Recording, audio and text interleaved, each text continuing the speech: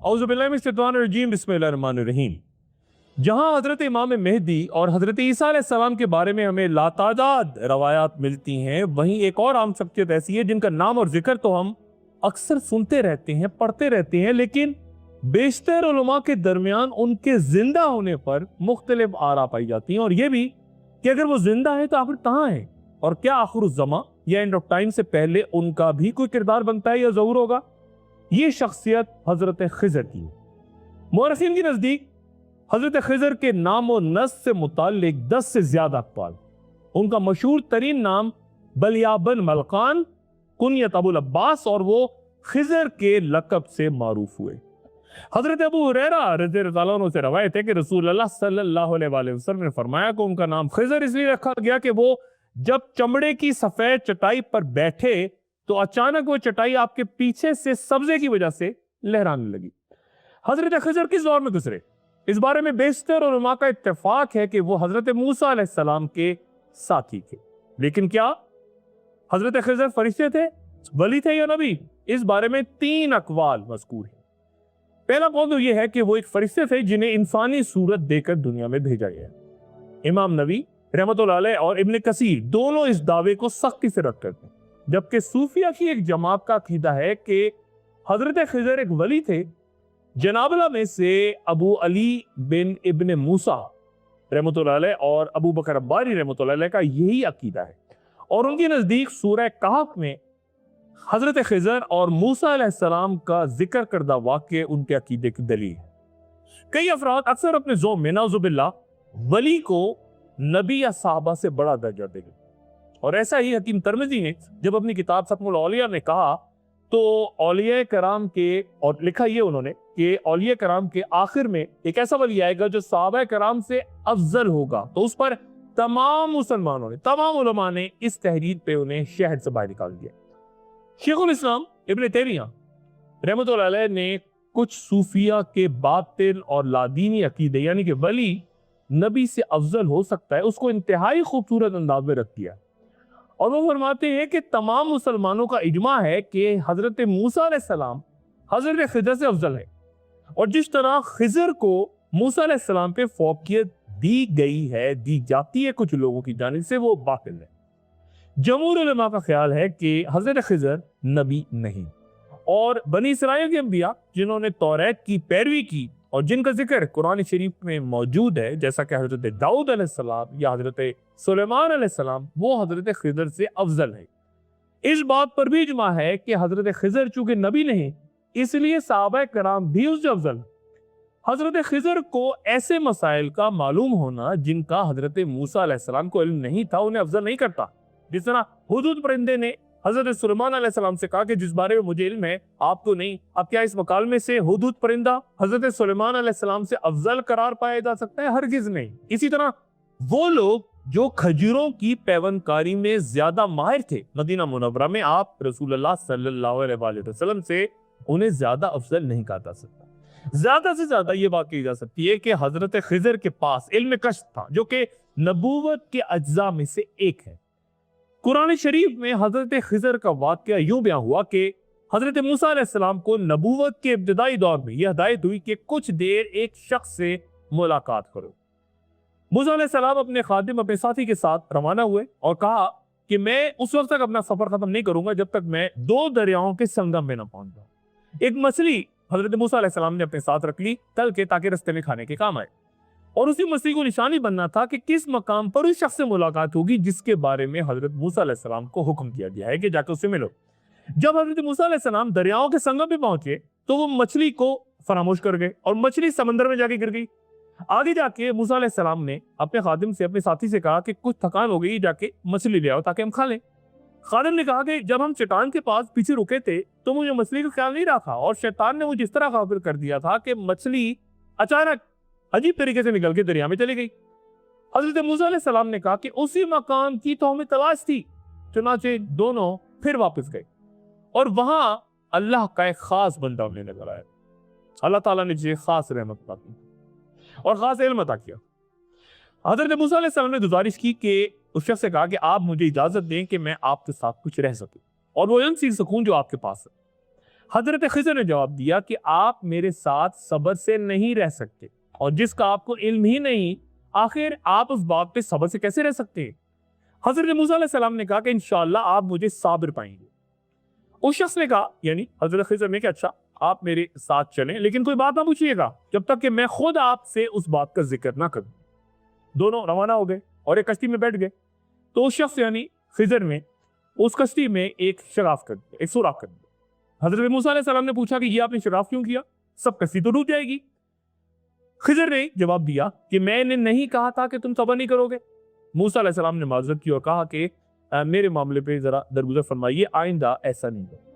پھر دونوں چلے، یہاں تک کہ انہیں ایک لڑکا ملا جسے حضرت خضر نے، یا جنہیں صاحب موسیٰ کہا جائے، انہوں نے قتل کر دیا۔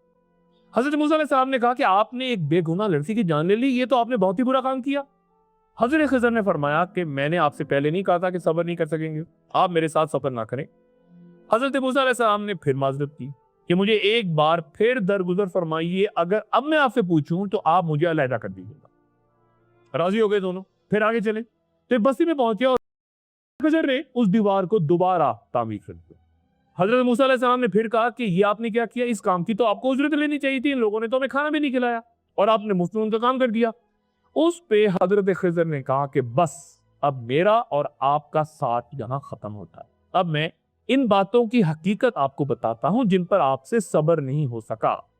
اس کشتی کا معاملہ یہ تھا کہ وہ چند غریب لوگوں کی تھی جو دریا میں محنت مزدوری کرتے تھے۔ میں نے اس میں سوراخ کی خلاف اس لیے کر دیا تھا کیونکہ آگے ایک ایسا بادشاہ رہتا ہے، اس کا علاقہ ہے، جو ہر صحیح سلامت ثابت کشتی کو زبردستی چھین لیتا ہے لوگوں سے۔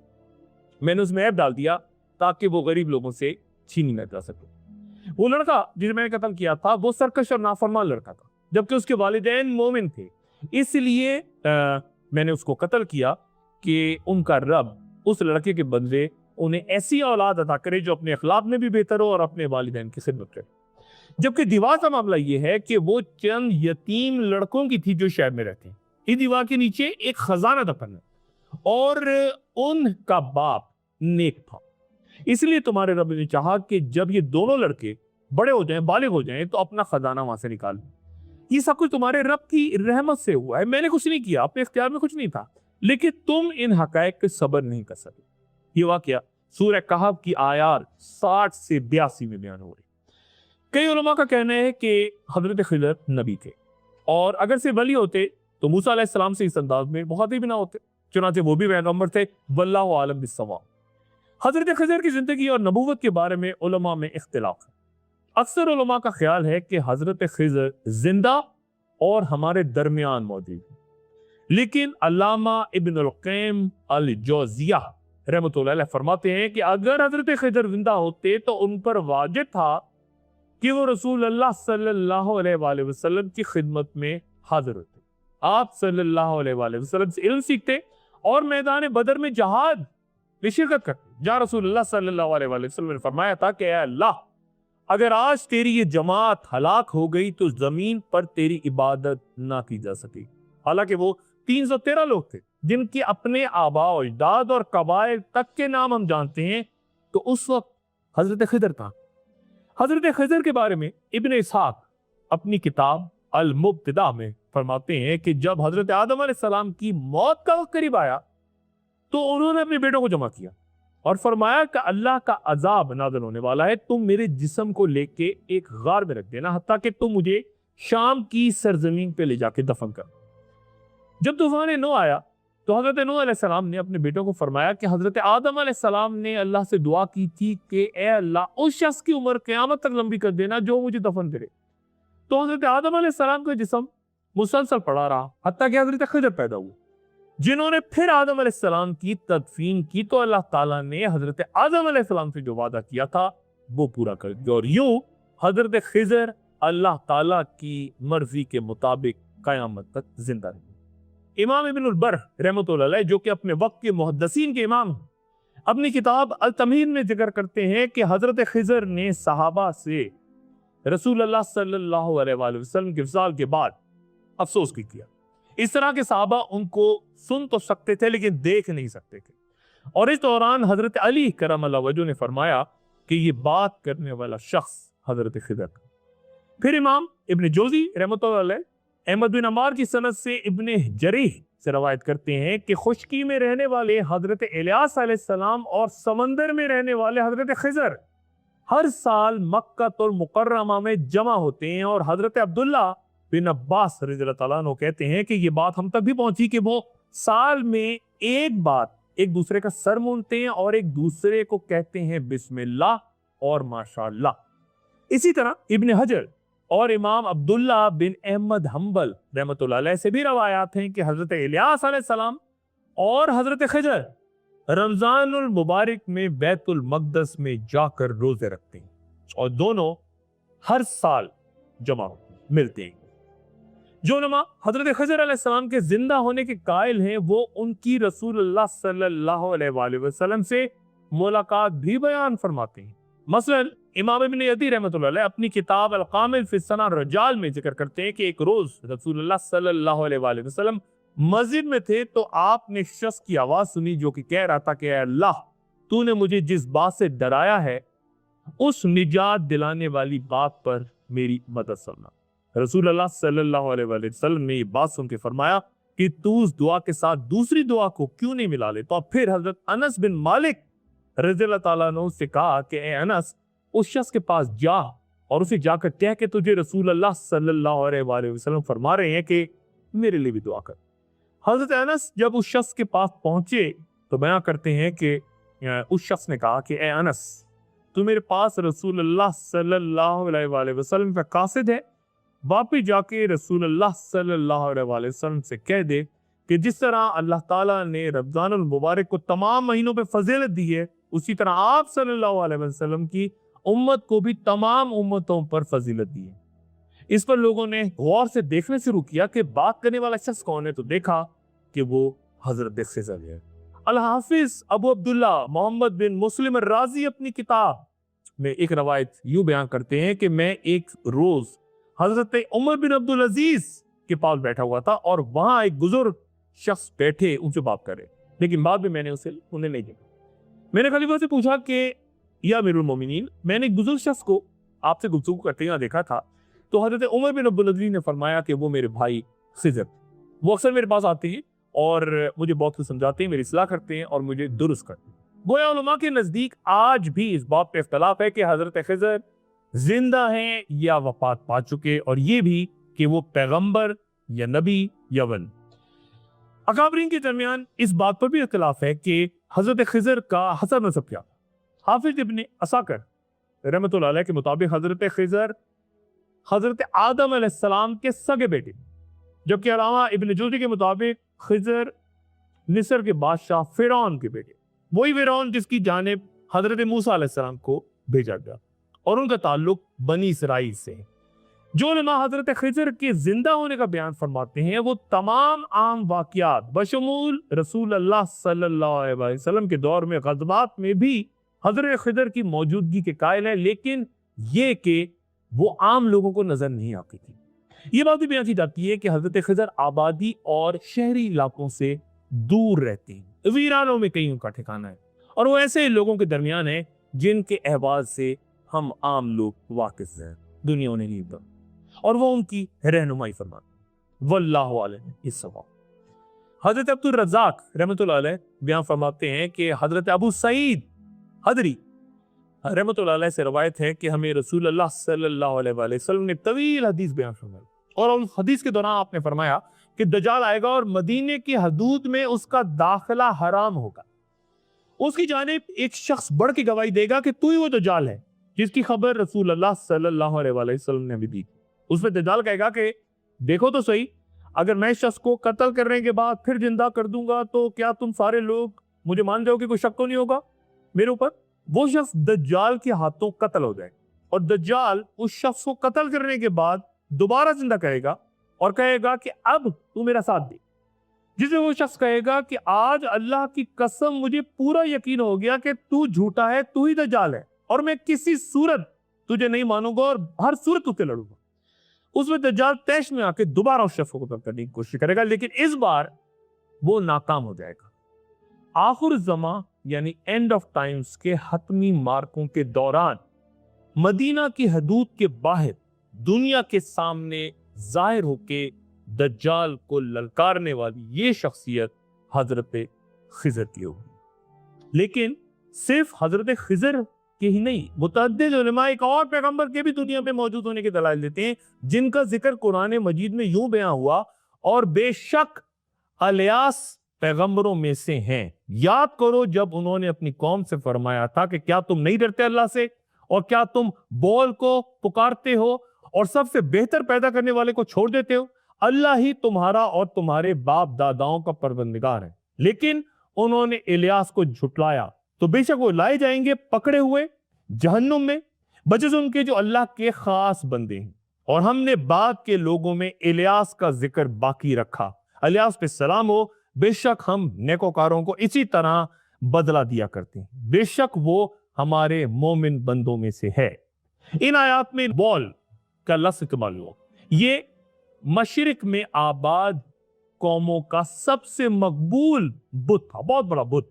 کئی مورخین کے مطابق حجاز کا مشہور بت حبل بھی دراصل یہی بول تھا۔ اس بت کی خدمت کے لیے 400 خادم تھے اور یہ 20 فٹ بڑا تھے اور خالص سونے سے بنا ہوا۔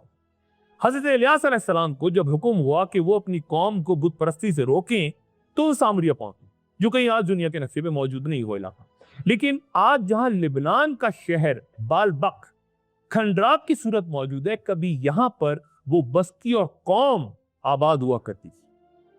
پیغمبر نے روکا لیکن قوم اپنے بادشاہ اور ملکہ کی اطاعت کرے، انہوں نے حضرت الیاس علیہ السلام کو رد کر دیا۔ پجاری مشتل ہو گئے اور ملکہ عزابیل نے حکم دیا کہ جو بول بت کی پوجا نہیں کرے گا اسے قتل کر دیا جائے۔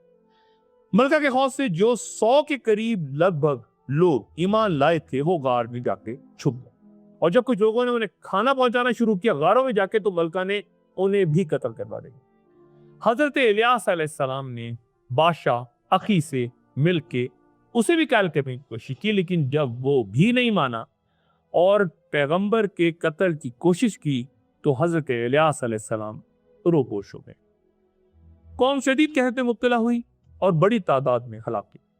حضرت الیاس علیہ السلام جو کہ غالباً دمشق کے جبل قادسیون میں مقیم تھے، اور وہ غار آج بھی موجود ہے جہاں حضرت الیاس علیہ السلام روایات کے مطابق 10 سال مقیم رہے اور 10 سال کے بعد ظاہر ہوئے، اور انہوں نے بادشاہ سے کہا کہ آپ کوہ کرمل پہ ان کو بلائیں، اللہ کے حکم سے بارش ہوگی، اور وہ بارش ہو گئی۔ لیکن ملکہ زبیل نے بادشاہ سے پھر اختلاف کیا اور ایمان لانے والے پجاریوں کو قتل کروا کے حضرت الیاس علیہ السلام کو ملک چھوڑنے کا حکم دے دیا۔ حضرت الیاس علیہ السلام بالبک شہر سے کوہ ہورب کی طرف چل پڑے، چلتے رہے یہاں تک کہ کسی جنگل میں جا کے ان کی منزل ختم ہو گئی، اور وہاں حضرت الیاس علیہ السلام ایک درخت کے نیچے سو گئے۔